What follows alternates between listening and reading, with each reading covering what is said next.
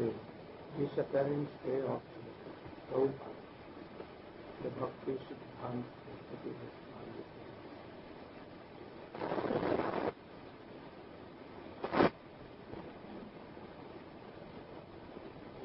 At that time, when he Bhaktisiddhanta Thakur, I know some. At that time, why he came to preach Unnat Ujjwal Bhav, and what is Unnat Ujjwal Bhav? So, this Mahapurush came as a son of Srila Bhaktisiddhanta Thakur in Jagannath Puri. He was very bold and brave, qualified acharya.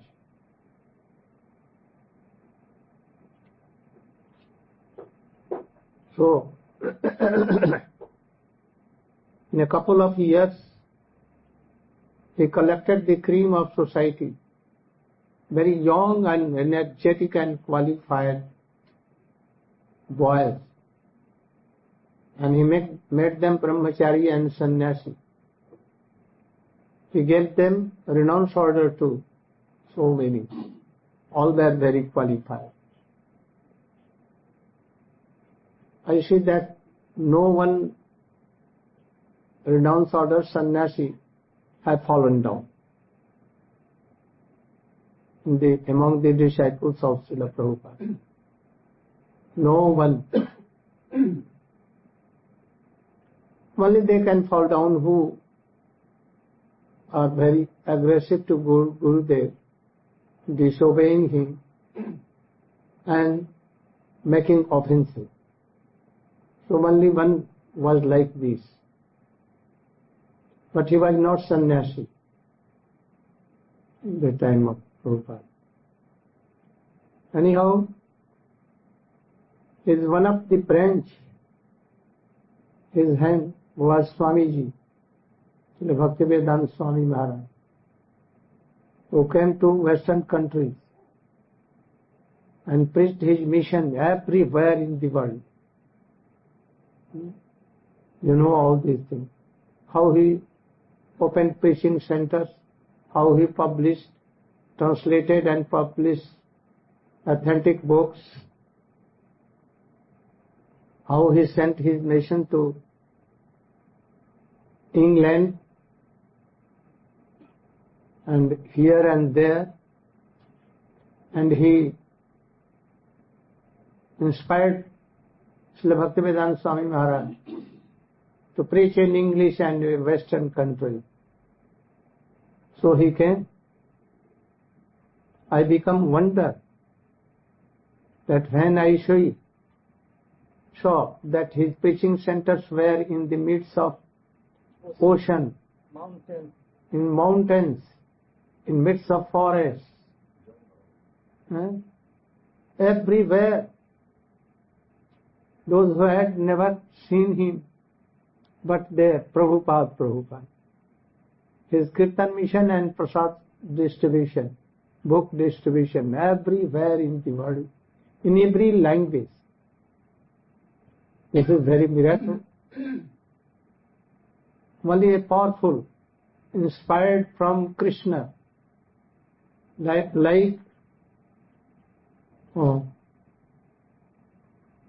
कि बोले शक्ति सत्तावेश अवतार, हाँ, सत्तावेश अवतार can do like this. In every language and every country of the world. So he did so miracle. A revolution came in religious thoughts. And due to his mercy, you are assembled here also in the midst of ocean, in Cebu. He sent his brahmacharis, sannyasis and grihast bhakt everywhere in the world. He will speak some words in his glorification. After that I will speak about Diksha. What is called Diksha? Why to take Diksha from a bona fide Guru? What is the meaning of Diksha? What is the relationship with Krishna? And if anyone is not taking Diksha from bona fide Guru, then what becomes? So in this subject we will deal. First he should speak in brief the life history of Srila Prabhupada.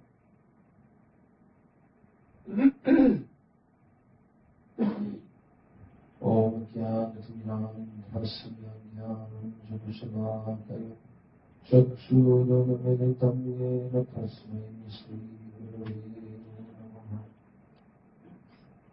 Nama Om Vishnupadaya Krishna Pristhaya Bhutale Srimati Bhaktisiddhanta Sarasvati Thakura Srivasavadari Devi Taya Taya Kripandai Krishna Sambandhavya Dayane Pramame Namah Madhuryo Jvala Premadya Shri Rupa Yoga Bhaktida Shri Yoga Kanya Shakti Vinamaya Namastuti Namaste Gauravani Shri Murtai Vinatari Rupa Yoga Guru Dhapa Siddhanta Bhanta Hayane Vanchakalpatarupascha Kripasindhubheva cha Patitanam Pavanebhyo Vaishnavebhyo Namo. First of all, I'm offering my humble Dandavat pranams and Shraddha Pushpanjali to the lotus feet of my beloved Gurudev.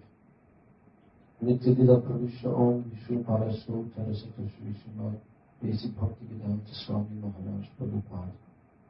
And secondly, I'm offering my equal Dandavat pranams and Shraddha Pushpanjali to the lotus feet of my beloved Siksha Gurus, Om Vishnupad Astu Tarasata Shri Srila Bhaktisiddhanta Narayan Goswami Maharaj, and Nitya Lila Pravishta Om Vishnupad Astu Tarasata Shri Srila Bhakti Rakshak Sripad Goswami Maharaj, and to my Rupanuga Guru Varga, especially on this transcendental holy appearance and disappearance day of Srila Prabhupada Bhaktisiddhanta Sarasvati Thakura, I'm offering my unlimited humble obeisances to him, to all the Vaishnavas and Vaishnavas here in this assembly. Srila Gurudev has ordered me to speak about the life history and the glorious, unlimited achievements of this great Mahapurusha, divine personality, who came within this world to transmit this great message of Sri Chaitanya Mahaprabhu throughout the world. So as Srila Gurudev has told, Srila Prabhupada Bhaktisiddhanta Sarasvati Thakura, he appeared in the most holy place of Sri Jagannath Puri Dham as the son of also the great, great personality who was the rectifier of the Chaitanya Mahaprabhu's movement of that time, Srila Sachidananda Bhaktivinoda Thakur. As Gurudev told, at that time, so many hundreds of years after the disappearance of Sri Gauranga Mahaprabhu, by the influence of Kala, by the influence of material time, the movement of Chaitanya Mahaprabhu and the true pure line of teachings had become covered over. Like when dark clouds come into the sky, the sun becomes covered. Sun can actually never be covered, but it appears that the sun has been covered by the dark clouds. So at that time, although there were great personalities who were truly following the true line of Sri Gauranga Mahaprabhu and the 6 Goswamis, but the general public, their impression was that this Vaishnava Dharma, this Gaudiya Vaishnava, is just for low-class people. Because at that time, there were so many Apa Sampradayas. That means lines, sampradayas, which were unauthorized and which were not following the actual teachings of Mahaprabhu, but yet they're claiming to be followers of Chaitanya Mahaprabhu. So these apasampradayas, like weeds, they grew up everywhere, very quickly, sprouting here and there. And therefore, the message of Chaitanya Mahaprabhu, as was given by the holy acharyas of our line, Rupanuga acharyas, this was not known to the educated class of people. They looked down upon Gaudiya Vaishnavas, because at that time, Gaudiya Vaishnavas were simply begging in the name of Mahaprabhu, and not following the actual principles given by Mahaprabhu, smoking, drinking, illicit sex, and so many other very sinful, low activities in the name of Gaudiya Vaishnavism.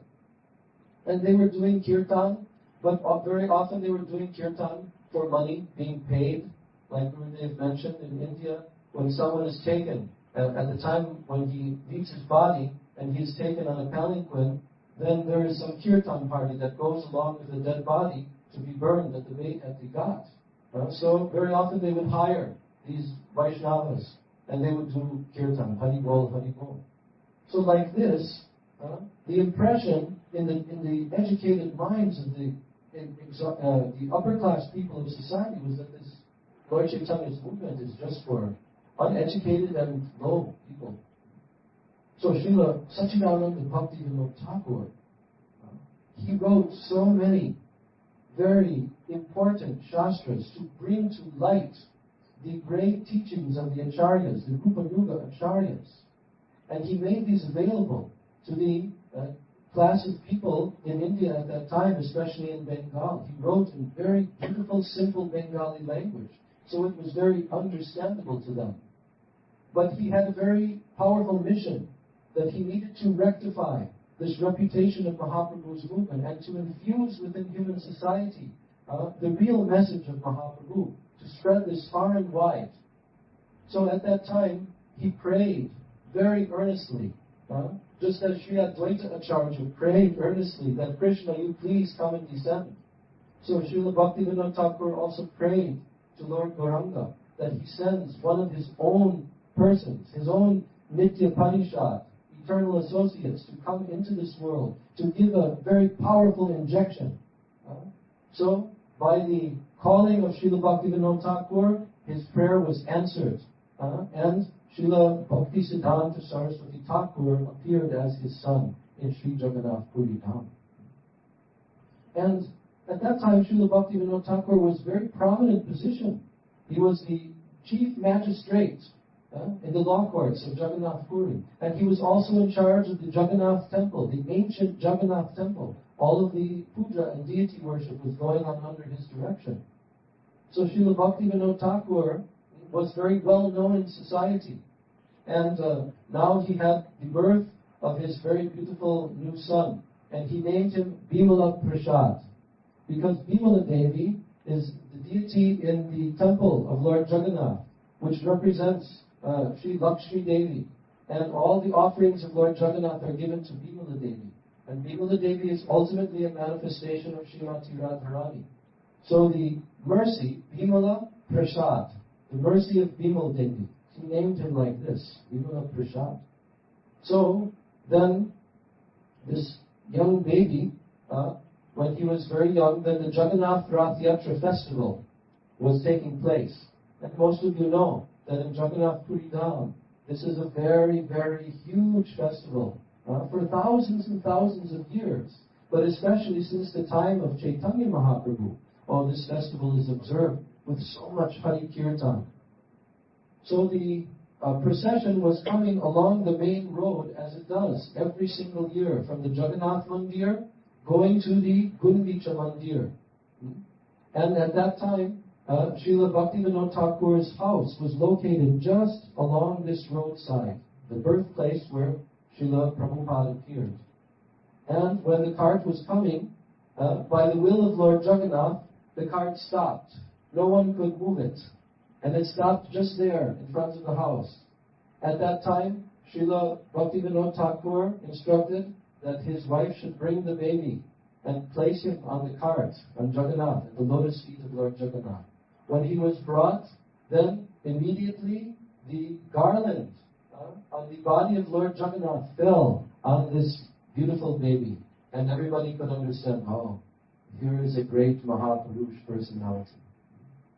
So from his very birth, even when he was born, he had the umbilical cord tied like a Brahmin thread around his neck. So all symptoms of a great Mahapurush were manifested in him from early childhood.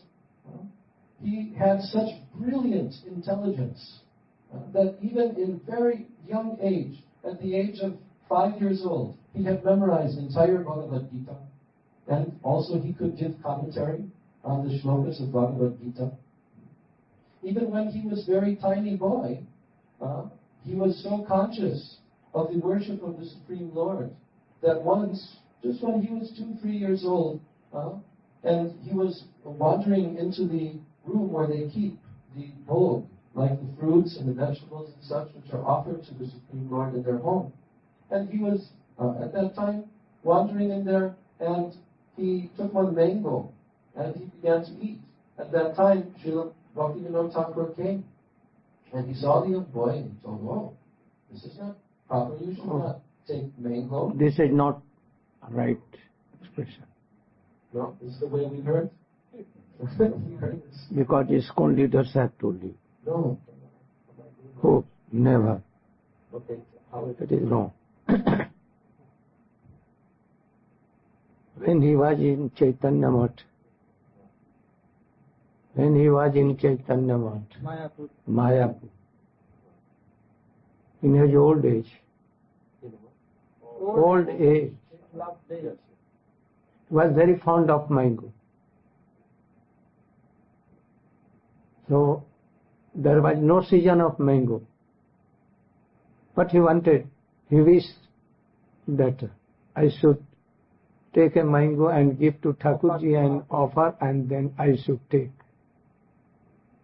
But next moment, he saw that from Bombay, a parcel of so many mangoes, very best mango, came. Postman came And told that Bhaktisiddhanta Sarasvati, for him, it has been sent from Bombay.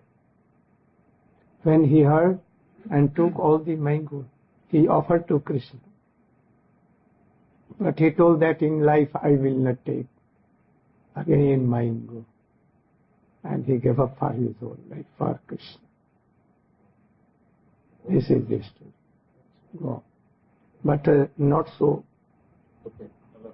very. So in this way, Srila Prabhupada grew through his childhood and was educated, sent to very good quality institutions to learn all the necessary knowledge.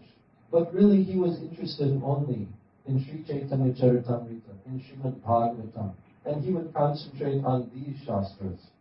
So Srila Bhaktisiddhanta Sarasvati Thakura and Bhaktivinoda Thakur, he considered his father, although he was father, but he considered him to be direct manifestation of Srimati Radharani. And he accepted him as guru, not seeing him just as father.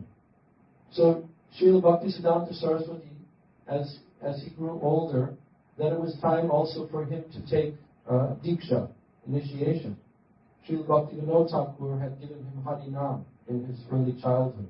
And also he gave him one Kurma deity that was found when they had excavated the place where, in Calcutta, wasn't it? Yes, Calcutta. They Rampagan. found a Kurma deity, a deity of Kurma Dev. And so this was given to Srila Bhaktisiddhanta in his childhood. He used to perform archana to his deity. Rampagan. So, Srila Prabhupada, now, Vimala Prasad, was told by Srila Bhaktisiddhanta Thakur that there is one great Siddha Mahapurush personality, great exalted Mahabhagavat Vaishnava, living in Sri Navadvip Dham, and that was Srila Gaur Kishore Das Babaji Maharaj. He was the personification of renunciation and transcendental worship of the lotus feet of Srimati Radharani. It was considered on the level of Srila Raghunath Das Goswami's renunciation. And he was constantly absorbed in the eternal pastimes of Gauranga Mahaprabhu and Radha and Krishna. But he was very renounced and very secluded away from society, and he was not accepting any disciples. But nevertheless, Srila Vimala Prasad was told to approach, and when he came and approached there to that place, and he asked to Srila Gaura Das Babaji, please accept me as your disciple. And Srila Gaura Das Babaji told, oh, I am not qualified to accept you. You are coming from very elevated position in society. You are also so highly educated. And what am I? I am only illiterate. I am not able to read and write. So I cannot accept. So Srila Vimala Prasad, he was very much hurt by this. And he returned to Srila Bhaktivinoda Thakur. And Bhaktivinoda Thakur told him he must go again. So then, when he came, he again begged at the lotus feet of Srila Gaura Das Babaji Maharaj. And with such earnestness and tears in his eyes, then Srila Gaura Das Babaji Maharaj told, all right, well, I will ask permission from my Gauranga. And if he gives permission, then I will accept. So Srila Vimala Prasad went away, and then at another time, he again returned. And he asked to Srila Gaura Das Babaji, so please tell me, what has your Gauranga Mahaprabhu told? And he said, oh, well, I forgot to ask him. So in this way, Srila Gaura Das Babaji Maharaj was showing his reluctance. And at that time, Srila Prabhupada threw himself at the lotus feet of Srila Gaura Das Babaji, and he begged him, please accept me, otherwise I cannot maintain my life. Crying and weeping. So finally, he gave his mercy, and he accepted him. And Srila Bhaktisiddhanta Sarasvati, he became the one and only disciple of Gaura Das Babaji. So, he was always preaching under the direction of Srila Bhaktivinoda Thakur.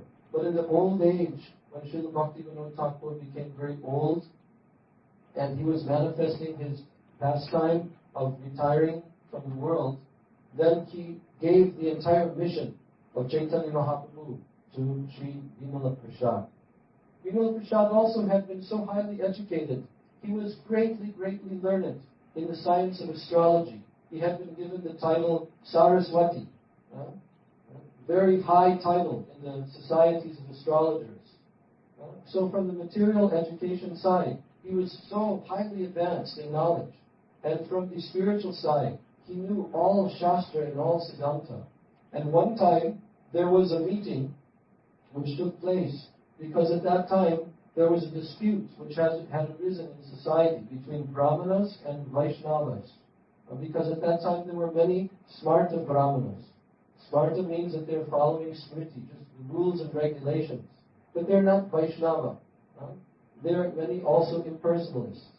But they were claiming that in the Vedas, in the Vedic Shastras, the position of the Brahmana is the very highest position.